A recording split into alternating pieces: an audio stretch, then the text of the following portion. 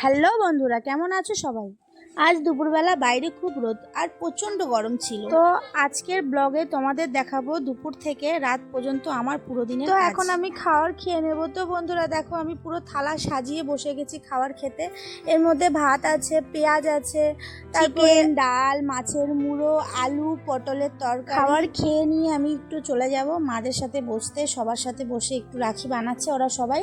তো আমি ওখানে বসে গেছি একটু গল্প করতে। সবাই বলতে এখানে বসে আছে একজন আমার শাশুড়ি মা আর একজন আমার হচ্ছে। তো ওনার সাথে গল্প করতে করতে ওনার আইডিয়া এসেছে, তো আজকে চিলি চিকেন বানাবে। তো আমি বললাম চলো দেখি তুমি কি করে চিলি চিকেন বানানোর জন্য যা যা লাগে সব প্রস্তুত করে নিয়েছে। উনি বানানো শুরু করে ছোট ছোট করে চিকেন কেটে নিয়েছে। চিকেনের মধ্যে অনেক কিছু মিশিয়েছে যেগুলো লাগে প্রয়োজন। তারপরে কড়াই বসিয়ে দিয়েছে, তারপরে চিকেনগুলো একটু ভেজে নিচ্ছে। যা যা লাগে সবজি টবজি কেটে নিয়েছে। সবজিগুলো যে কেটে রেখেছিল সেগুলো কড়াইয়ের মধ্যে দিয়ে খুব সুন্দর করে বানিয়ে নিয়েছে। দেখো কত সুন্দর লাগছে, ওর মধ্যে সসটা অনেক কিছুই দিয়েছে।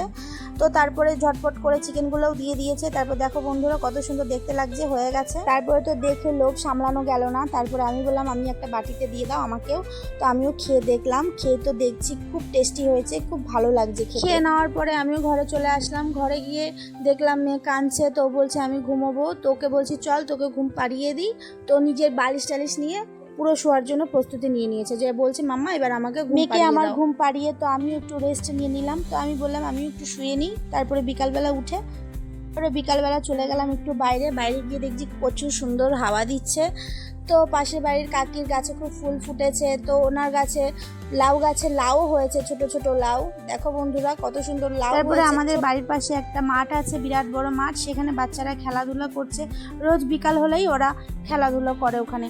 যেহেতু দুপুরবেলা রোদ্রু থাকে তাই কেউ আসে না, এখন একটু বিকালবেলা একটু ছাও আছে। তারপরে আমি ঘরে এসেছি, ঘরে এসে দেখছি পুরো অগোছালো হয়ে আছে, পুরো কিরকম দেখতে লাগছে। তো আমি ঘর দুয়ার স্ল্যাবটা পরিষ্কার করে নিচ্ছি। স্ল্যাব পরিষ্কার করা হয়ে গেলে আমি ঘর দুয়ার ঝেড়ে নেব।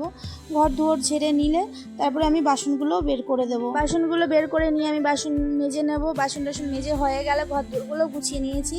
দেখো আমি কত সুন্দর করে ঘর গুছিয়ে নিয়েছি, ঘর ঝেড়ে নিয়েছি। তারপরে আমার নিজের ঘরটাও পরিষ্কার করে নিয়েছি। তো ঘরটাও কত সুন্দর লাগছে, ভালো লাগছে এখন দেখতে। ঘর গুছানো থাকলে ভালোই লাগে দেখতে। যেহেতু আমাদের খুব বড় পরিবার, আমাদের 51 পরিবার, তার জন্য আমাদের ঘরগুলো সবসময় অগোছালো থাকে।